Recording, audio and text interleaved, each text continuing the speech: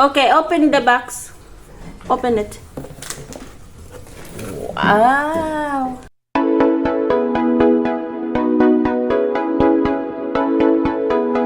A day in my life as a Jewish wife. So for today's mini vlog mga kami, tara samahan nyo kami at magbabalo tayo ng pang giveaway ni Michael mamaya doon sa school.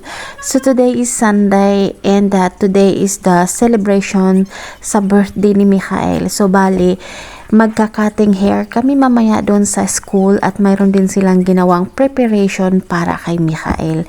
But for now mga kami, babalutin natin tong ipapamigay natin mamaya sa mga bata.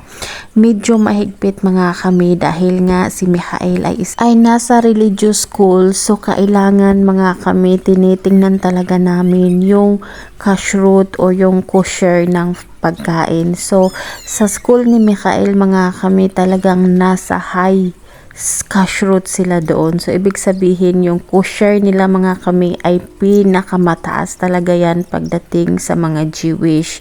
So mini-make sure din namin mga kami, lalo na ako, na talaga yung binibili kong food na para doon sa school ay talagang high kashrut siya mga kami.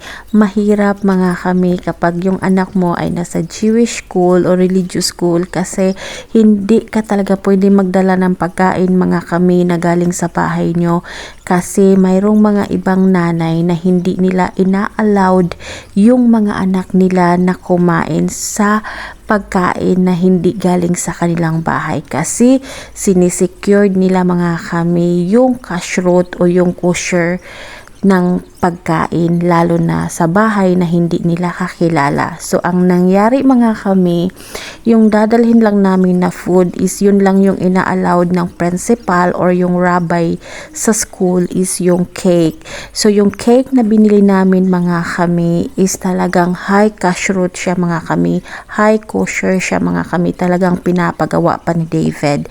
So bali yun lang ang ni-required sa amin na dadalhin. Yung the rest mga kami, sila na yung nag-provide. So, ganun mga kami, ganun kahirap maging Jewish, at kung yung anak mo ay nasa isang religious school, mahirap din mag-celebrate ng birthday doon sa school. But anyway mga kami, dahil nga napaka-special na araw ito kay Michael, so nag-prepare sila ng party kay Michael, and later mga kami, ipapakita ko sa inyo kung anong party ang ginawa nila para kay Michael. Talagang napaka-special mga kami kasi ito yung tradisyon ng mga Jewish people, yung magkakating ka ng hair, yung brit milah, bar mitzvah, and finally mga kami, ayan, natapos din namin ni Gabriel ilagay lahat ng mga food dito sa maliit na box na ito.